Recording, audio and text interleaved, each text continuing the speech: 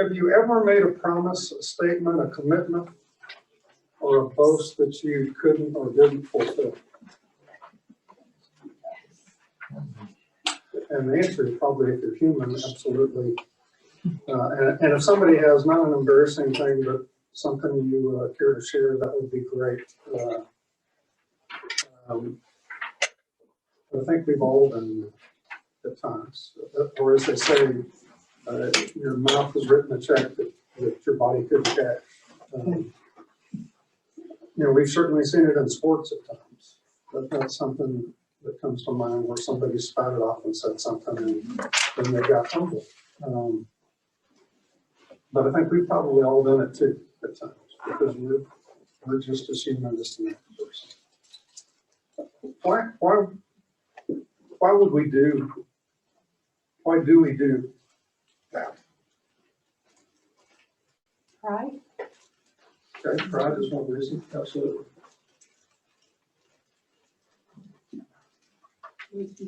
Not realizing what promises you made, if you can't. You just go like me, I made some promises to my kids that I couldn't keep, probably due to time or whatever, but you just don't realize how you make that promise, how hard it's gonna be when you do it. Yeah, we don't consider everything, don't count the cost. Maybe. Exactly.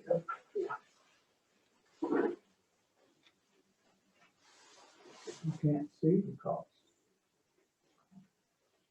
Yeah, sometimes we just do it too quickly, right? We're not really fully considering, and then after we turn and really look at it, we go, oh my. Oh my. Yeah. Sometimes it's selfishness. We just say the promise to get away. Right. You know, We have never appease seen, them. we've never seen politicians do that.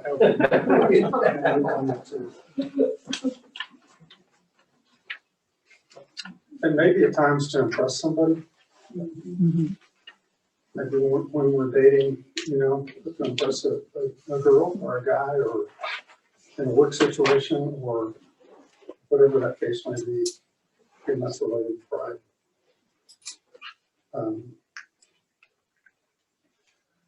You can turn, if you've got your Bible with you, you can turn to Mark 6. That's where we're going to be most of the time. I sent this map around because I think it's going to be helpful potentially, and maybe helpful to you later.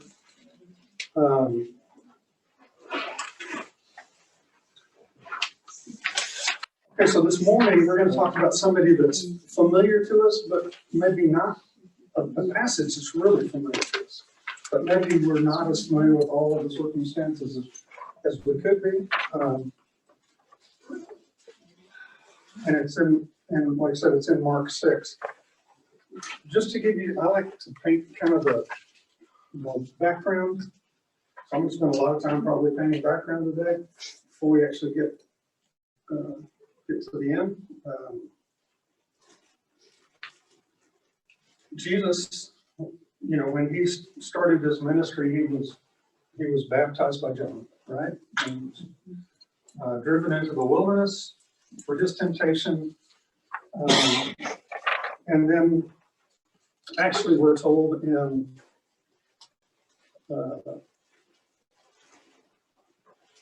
let me see if I have that here.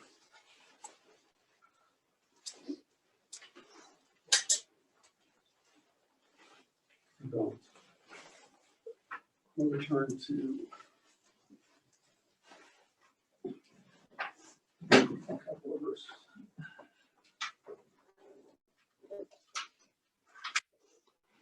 John 3:23 or 22 through 24.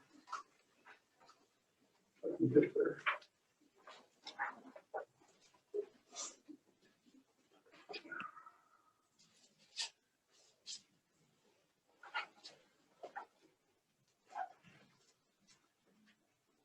And the Gospels have different orders. We aren't exactly certain of the chronology in every case, and so we're not here. But John 3:22, it starts, after these things, Jesus and his disciples came into the land of Judea, and there he was spending time with them and baptizing. John was also baptizing in Enon near Salim, because there was much water there, and people were coming and were being baptized. For John had not yet been thrown in prison. And I'll give a plug. I don't know how many of you guys watch YouTube on your television. Teresa and I do somewhat frequently now. But there's one group of bloggers called Sergio and Rhoda in Israel. And it's pretty interesting. They actually live in Israel and they go visit some of these sites. And one of them was visiting Enon near Salim. And they're Christians.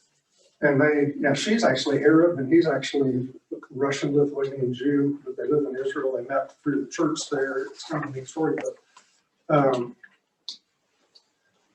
What was they it? actually went to Enon near Salim, and they had to search for it because obviously Israel's changed through the years. But they actually did find kind of some pools in a little marshy area hidden by trees where Enon near Salim was, where John and Jesus were probably baptizing in this verse.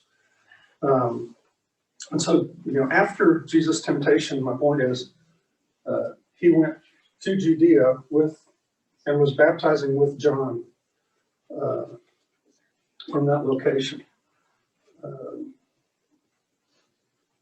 Need to get one more verse that I feel right down.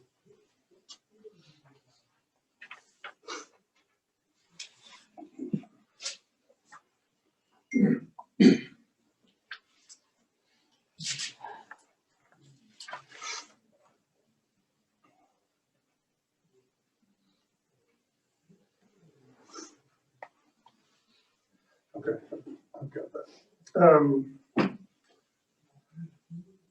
So sometime after that,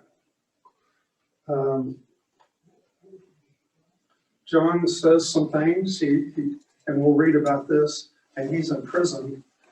And so that's where we will pick up. We don't know how long John and Jesus were together baptizing, but at some point then they parted.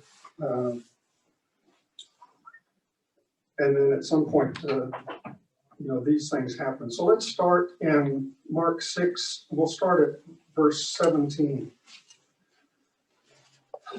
For it was Herod who had sent and seized John and bound him in prison for the sake of Herodias, his brother Philip's wife, because he had married her. For John had been saying to Herod, "It is not lawful for you to have your brother's wife." That's what we call the direct method. And Herodias had a grudge against him and wanted him put to death. But she could not, for Herod feared John, knowing that he was a righteous and holy man. And he kept him safe. When he heard him, he was greatly perplexed, yet he heard him gladly. Okay, so this is Herod Antipas. I gave you that little map. I'll give you a little Herod background here, because we hear Herod in the New Testament, and we frankly we get them confused. Herod the Great was the original Herod, if you will. He was the Herod that was alive when Jesus was born. He was the Herod that ordered the killing of the babies in Bethlehem. He was king, and really these were vassal kings under Rome, but he was king over all of really the nation of Israel, that area of Judea. He was a pretty effective governor, but he was ruthless. He was his morals were terrible. The older he got, the more paranoid he became, the more ruthless he became. He was known as Herod the Builder. He was the one who rebuilt the temple in Jerusalem. And he built around his kingdom, if you will, he built 6 or 7 fortresses. Anybody guess what the most famous one is?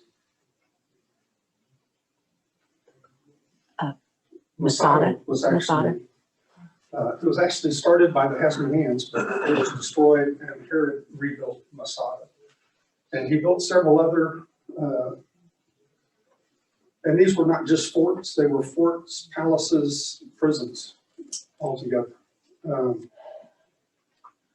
He built another one in Machaerus and another one in Sepphoris, and we'll talk about those in a little while.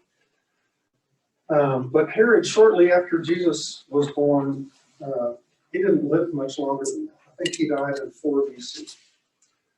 And he had requested in his will, one more aside, Herod was such a nice guy, and he knew he was kind of despised by the people. He was Idumean. In other words, he was a descendant of Esau and kind of a token proselyte to Judaism, but the Jews hated him.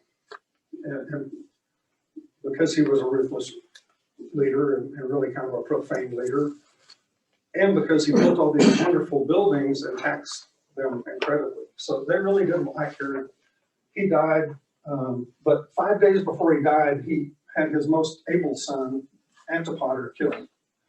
And he also arranged to have anyone that he felt was a threat to him, as well as the entire Sanhedrin, killed shortly before his death, because he said, if nobody's going to mourn me, at least there will be mourning when I die.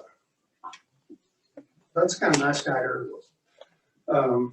He had about 8 to 10 wives, depending on what sources you look at. So he was, like I said, he was not particularly a moral man.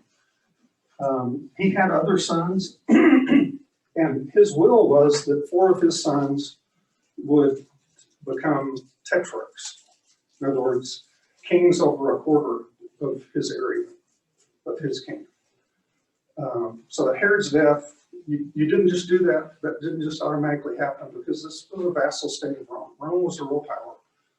So all his sons went to Rome. Rome confirmed it, and they came back. Again, this was about 4 BC.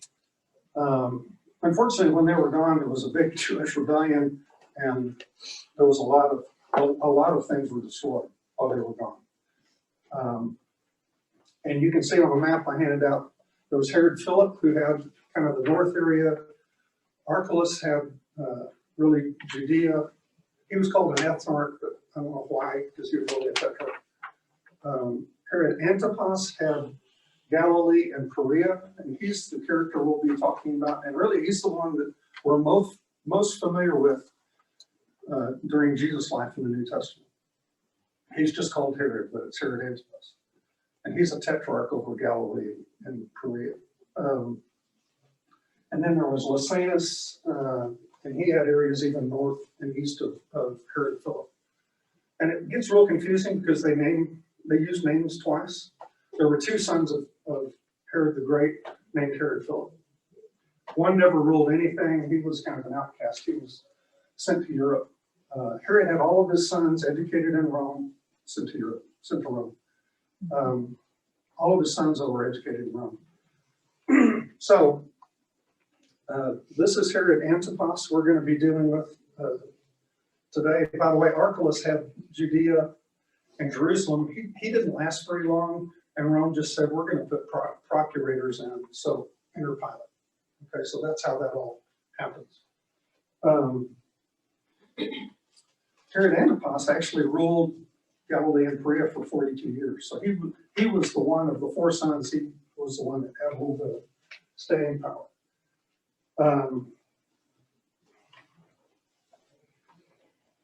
Since things were destroyed while he was gone, he came back and got to be a builder as well. Not to the extent of his dad, but he had to rebuild things because things were destroyed. So there was a town 4 miles north of Nazareth, and it's on a hill, and there's excavations there today, actually in pretty good shape, called Sepphoris. It may be pronounced differently, but that's how I'm going to say it. It's on a hill, and Herod Antipas rebuilt Sepphoris. Okay, and it's likely that when Joseph and Mary came back, they didn't want to settle in Judea, even though Herod the Great was dead, so they went to Nazareth. It's really likely that they went to Nazareth because there was a lot of economic opportunity in that area, being just 4 miles from rebuilding this, what ended up being the capital of Judea, Sepphoris. That's probably where Joseph did his construction business. And we're told he was a carpenter. That word in Greek really can be kind of generalized construction. And so it may have been that he was a stonemason as well as a carpenter, because there weren't many trees in that area. The city was mainly stone. But it's a beautiful area. You can go online and look at it. Interestingly, when Vespasian came in 70 AD and ended up finally destroying Jerusalem and the temple, he came through Sepphoris. And unlike the rest of the rebelling Jews, Sepphoris said, "We're on your side, don't hurt us, we surrender." And so as a result, Sepphoris, the ruins there were not destroyed. They weren't burned and destroyed by the Romans. So it's in better shape than most. So Sepphoris was one of those palaces, and it was really, I think it was finished about 10 AD. It was where Herod Antipas put his palace, okay? We have no record in the New Testament Jesus ever went to Sepphoris. We don't have any record he did. Something else Herod Antipas built is he built the city of Tiberias on the Sea of Galilee. That's why sometimes you see it called Lake of Tiberias. He named it after Caesar Tiberius, who was a terrible ruler and a pedophile and all sorts of things, but he was the guy in charge at the time. He succeeded Augustus. And Tiberias, I think, was finished about 23 AD. One problem, Antipas built it for the Jews in the area, but he built it on a former graveyard, and so the Jews considered it unclean, so they wouldn't live there. So, and that's where he moved his palace after it was built, when we have no record that Jesus went there because of the uncleanness. You might indicate that he didn't go there, but he was all around that area. So that's a little bit about Antipas.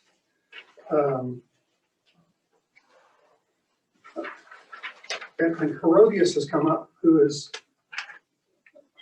was married to the Herod Philip that didn't rule, that was in Rome. He kind of got disinherited and was living in Rome.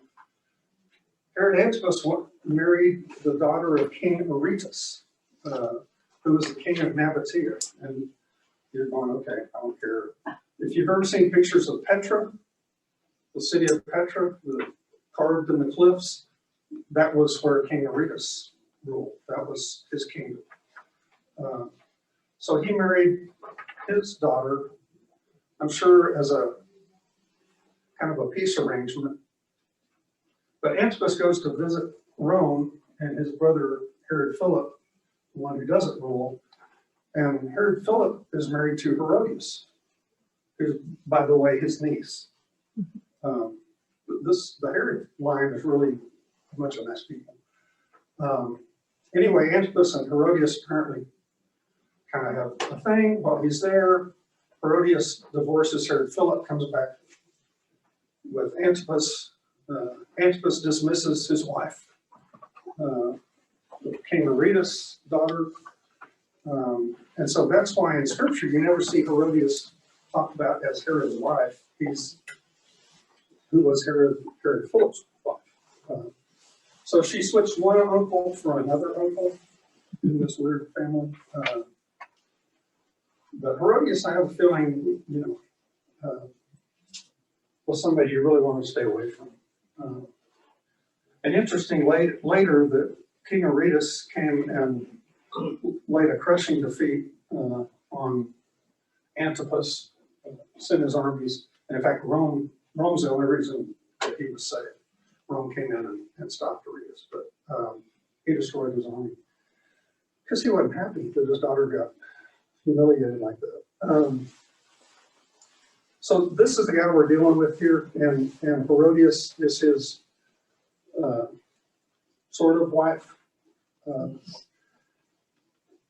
his brother's wife that he's now taken, and she's his niece from a half brother, so it's all messed up. And so John comes in saying, now you can see this, John comes in saying, it's not lawful for you to be her wife, and you can see Herodias, she didn't really like that. John's calling them out in public. And if John's calling them out, if the crowds are around John, everybody's talking about it. And Herodias wants this guy shut up. So she wants him killed. And the only thing that's saving John is Herod Antipas. Because he thinks he's a religious and holy man, righteous and holy man. In other verses it says also because he feared the people, so I think it was twofold. He can see John's life, but he also knows he doesn't want the people coming after him either. And so I'm sure he told his soldiers, when I'm away, I don't care what Herodias says. And he's protecting him. And interestingly, the second half of verse 20, Antipas is a weak man. And it's obvious he was an effective builder apparently and governed for 42 years, but he was a weak man. And it's interesting that the second half of verse 20, he says, when he heard him, he was greatly perplexed, and yet he heard him gladly. So he didn't really understand what John was saying, but he really enjoyed listening to him. I don't know if it was the spectacle of a novelty, or if, even though he didn't really understand it, he, in his heart, maybe kind of liked what John was saying. And you understand that Antipas is half Idumean, half Samaritan, so he's not really a Jew. But I think it just speaks to Antipas' weak character. That, even if he liked what John was saying, he didn't have the strength to act upon any of it. Okay, so let's read on. Kyle, would you mind reading starting at 21 through 29? This is Mark chapter 6. Yes, sir. Finally, the opportune time came. On his birthday, Herod gave a banquet for his high officials and military commanders and the leading men of Galilee. When the daughter of Herodias came in and danced, she placed Herod as his dinner guest. She pleased Herod and his dinner guest. The king said to the girl, "Ask me for anything you want, and I'll give it to you." And he promised her with an oath, "Whatever you ask, I will give you up to half my kingdom." She went out and said to her mother, "What shall I ask for?" "The head of John the Baptist," she answered. At once the girl hurried into the king with the request, "I want you to give me right now the head of John the Baptist on a platter." The king was greatly distressed, but because of his oaths and his dinner guest, he did not want to refuse her. So he immediately sent an executioner with orders to bring John's head. The men went, beheaded John in the prison, and brought back his head on a platter. He presented it to the girl, and she gave it to her mother. On hearing of this, John's disciples came and took his body and laid it in the Okay, kind of a gruesome story. We've heard this all our lives. It's interesting the way verse 21 starts in your translation, but an opportune time, a strategic day. I don't know if you read anything else than that, but this tells you this wasn't a coincidence. Herodias had been planning this. He was waiting for the right moment. John was probably in prison 10 months to a year.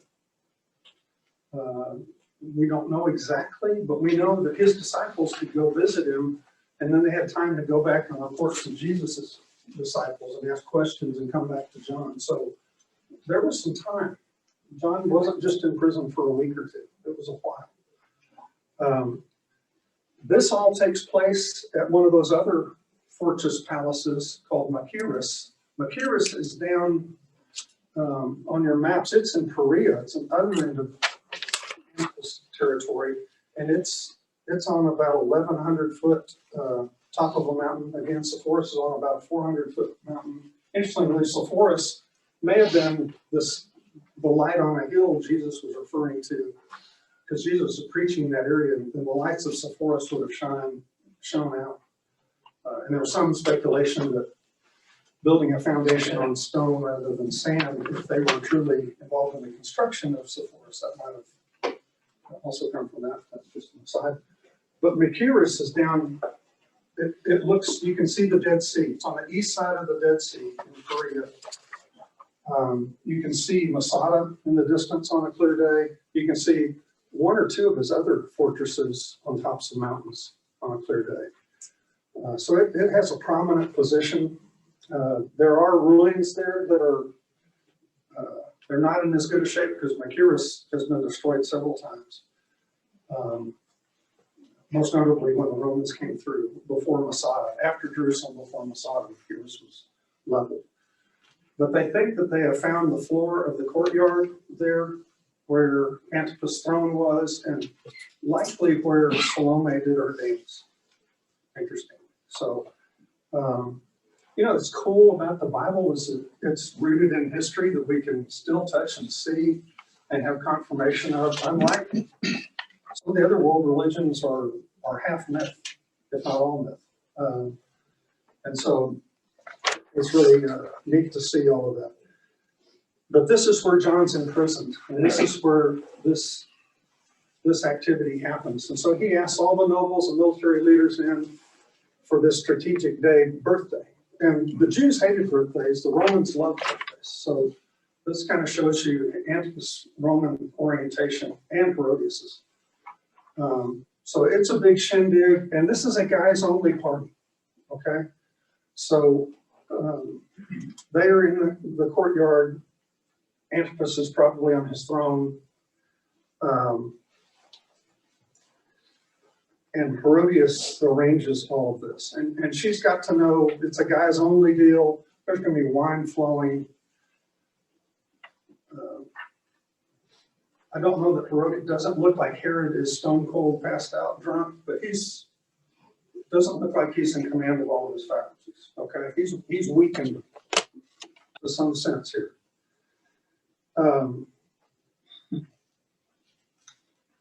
And it's really thought that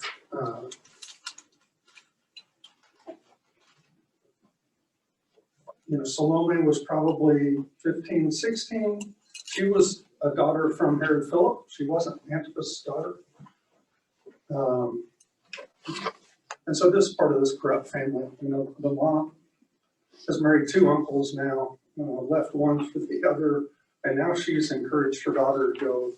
And it's likely this was a very enticing, seductive dance in front of a bunch of drunk men. And so Herodias is spinning the web.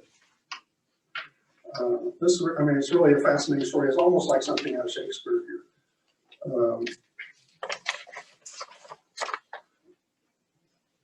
And so she goes in and she dances for the king. He's, like I said, he's in a weakened state, and he says, "I'll give you anything." The half my kingdom is probably just a phrase. Frankly, he didn't even have the authority to do that. So it's likely just a phrase to say, "I'll give you, what do you want? I'll give you." And so in verse 24, the girl goes out. So that tells you that the women aren't part of this. This is a guy's thing. And she leaves. Interestingly, he says, "I'll give you anything." And she says, "Just a minute." And, she runs to mom. This also shows that it's a setup. And mom says, "Ask for the head of John the Baptist." Now, what 15 or 16-year-old, of course, particularly today, would say, "Perfect," So I don't know if Salome was just that compliant and Herodias had twisted her around her finger, or Salome was just as evil as the rest of them. But she does her bidding. She comes back, asks for the head, and in verse 26, "And the king was exceedingly sorry." So again, this is part of this conflicting mix of Antipas. He's a very immoral guy. He's a very weak character. But and John has called him out, but there's something about John he admires. Or maybe he just is scared for his own skin. I don't know which, but it's an interesting phrase that he was very sorry. But what happens? Well, he opened his big mouth. And because he's interviewing all of these big wigs, he says to himself, I can't not do what I said, or I'll look even weaker. So he orders for the executioner. The executioner goes down to the prison, which is somewhere below. This is a mountain complex on the top of a mountain. Go look it up. It's pretty cool. And he brings the head back on a platter.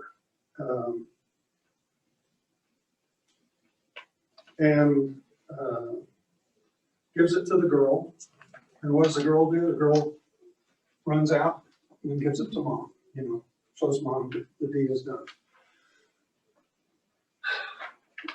Mark Antony had a wife, Flavius, I may be getting that name wrong, and Cicero, who was a historian, writer back in Rome.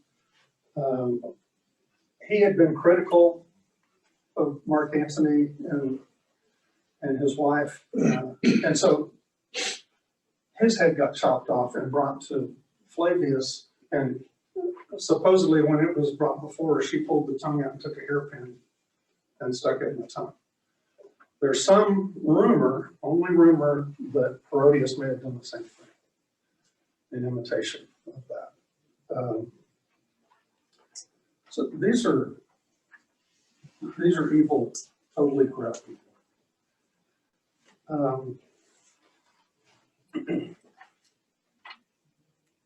And then, so verse 29, when his disciples, John's disciples, heard of it, I don't know if they were in the area, they may have been camped, near there. Somebody may have gotten word to them, and they came and asked for the body, and Antipas was at least kind enough to grant them that. And they took it and buried it. And then verse 13, the next verse. Now, when Jesus heard about John, he withdrew from there in a boat to a secluded place by himself. This is foreshadowing for Jesus. This is foreshadowing of his death in much the same way, really. Different means, but just as corrupt. And so it hits Jesus hard. He goes off to be by himself. I'm sure in prayer and thought. So what do we learn from? Well, I'm sorry. Let me back up. So I read that part of the story. Now let's read the first part. Go back to Mark 6:14, just before this, because it's kind of in reverse order.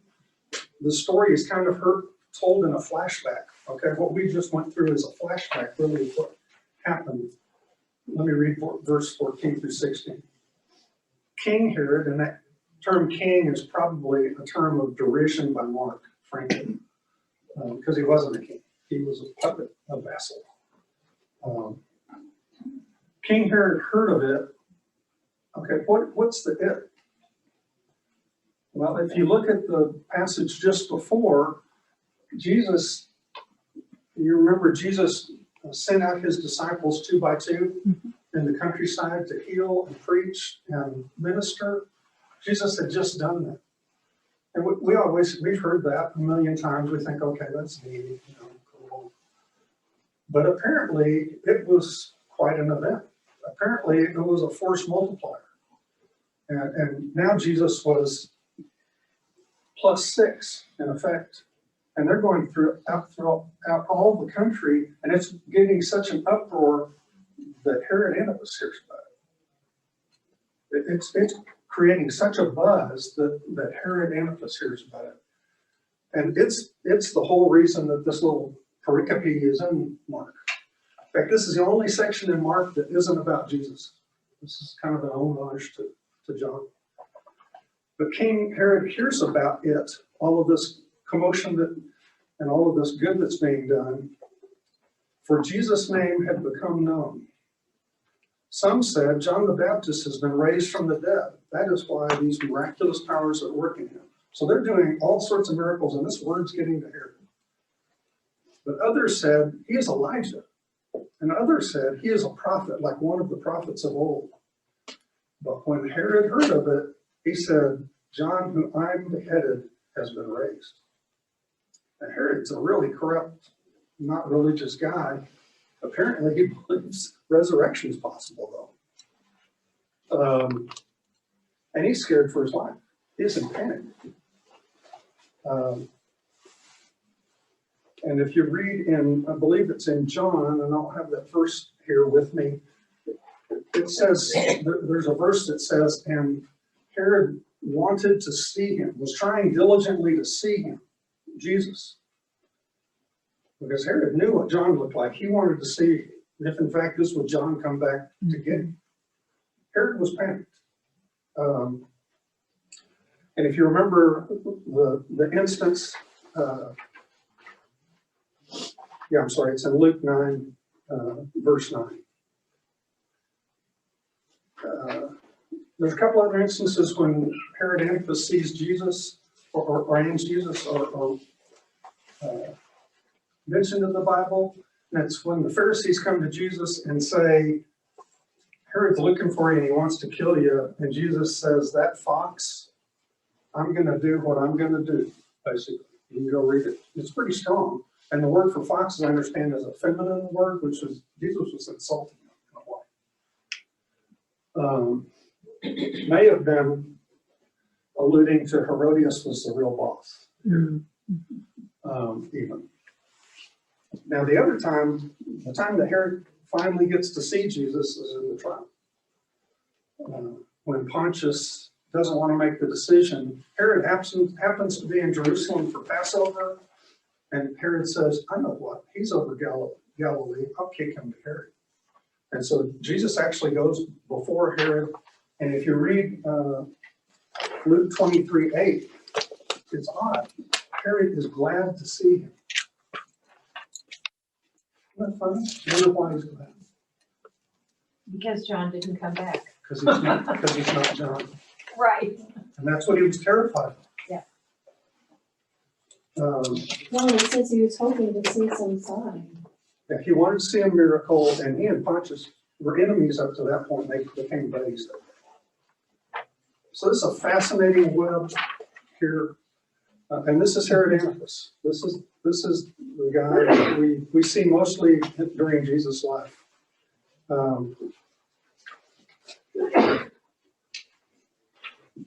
So,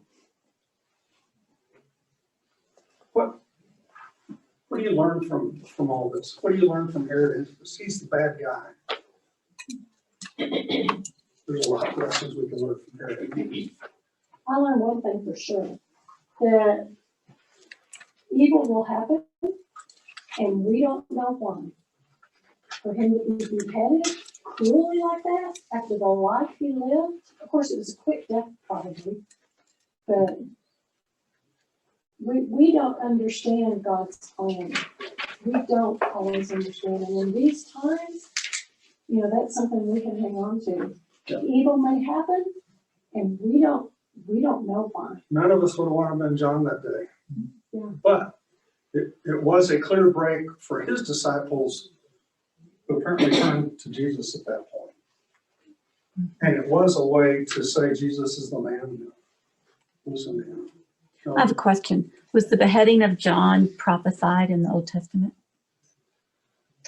I did not look that up. That's a good question. Does anybody know? I don't think so. Not that I remember. But I mean, that's a good question. we have the wild man coming out of the wilderness eating honey, and it just struck me. Okay. It's a good question to research. Okay, anything else we learned from this passage today? That there's always been evil. There has always been evil. And men seek it, And what? and man seeks it. You know, I mean, we look at our political situation today, and boy, if one thing over the last year, if you hasn't become apparent to you, is there's a whole lot of corruption. There's a whole lot of corruption. More than I imagined. I don't know if it's invisible. But we have, we just have, I was reading, I'm trying to do the Bible study thing.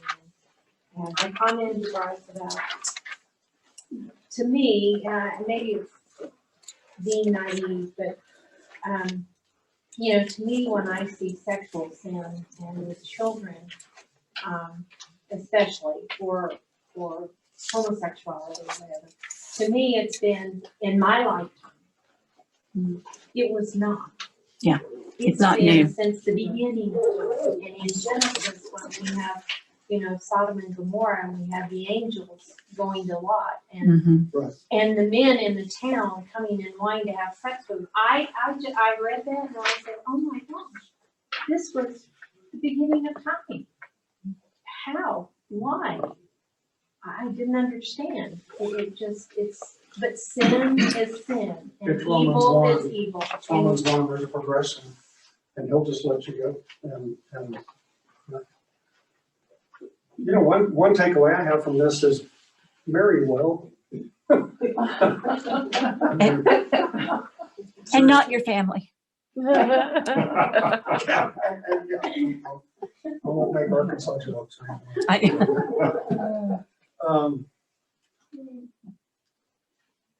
What about making promises or brash statements? I mean, this takes it to a whole new level here. And you'd hope Herod would back down. His pride was more important to him than justice. It would have taken some courage to say, I misspoke. That's off the table. And really, that wouldn't have shown him weaker. That would have shown him have strength. But in his mind, I wonder if that's why he liked John, because he saw in John, this is a man that stands up for what he believes and is not afraid to tell me I'm doing wrong. And he recognized in himself he was not as strong as John was. And then he really hated to kill him. you almost wonder if he didn't in some ways envy John. That I've got all of this, Yeah. but this is a true man here. Light shines bright in darkness, no question. What else? Any other takeaways? I'm leaving this up to you. This part up to you. Any other thoughts? That's what's always stood out to me is the point you made about making promises without thinking it through. You mentioned we don't always know the cost, and that's true. And it's times it's off the cuff in a good way. It happens probably off the cuff in an angry way. We say all kinds of things when we're angry that we don't mean, and thinking things through before we make commitments is a big lesson on it. I think. And I think as Christians, it's part of our, it may be a test. It's part of our light shining in front of others, that if we say something, we carry through with it. Hopefully, if it's a good thing, hopefully bad things we repent, but that we carry through. Yes, go I ahead. was just gonna say that whole situation was wrong. A group of men, alcohol's involved, and a woman possibly seductively dancing. I mean, that was just a recipe for horrific things to happen. That's all I'm gonna say. And I fully believe it was contrived by Herodias, that she was a yes. I think we use the word promise too freely. Just like I love the kids. We use love too freely. When we don't, it has more weight than that. And if it's something that we can control, then we can promise because we can control it. But And I wish I knew When do where, we often say, I promise? I promise. It's when the person isn't likely to believe us in the first place, right? So you add that little extra cherry on top. But I've always brought back to, and I wish I knew what book, chapter and verse it is, but let your yes be yes and your no be no. Yeah, just stay away from oaths. Yeah.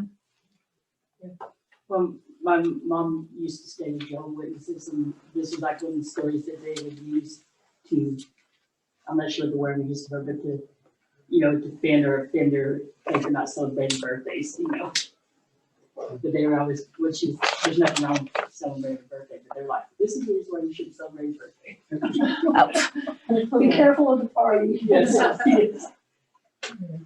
So I think as Christians, what we can learn from it is watch this. Watch what we say. Maybe when we're feeling all that negative, we're feeling too big in ourselves. Watch the promises we make. And the guilt we feel on the other side when we mess up, that's God saying, get right, make it right, do the right thing. Interestingly,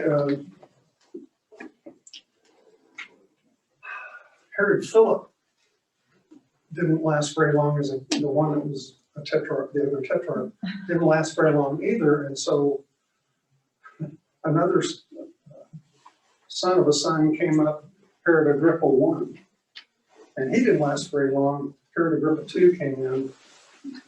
Well, one of those two, though, Herodias thought that Antipas should have gotten that territory because he'd been such a good, loyal vassal of Rome. So she convinced Antipas to go to Rome. She went with him to plead her case. Unfortunately, Agrippa made it, at this point, the emperor is Caligula, made it to Caligula first. And Caligula said, no, you're out altogether. And he sent them both to France in exile. And that's where they lived the remainder of their days. So Herodias was up to her devious ways right to the end.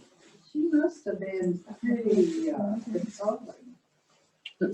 Sounds like she was a piece of work. I think She's she was special. very manipulative, and I think Antipas probably was a participant in it.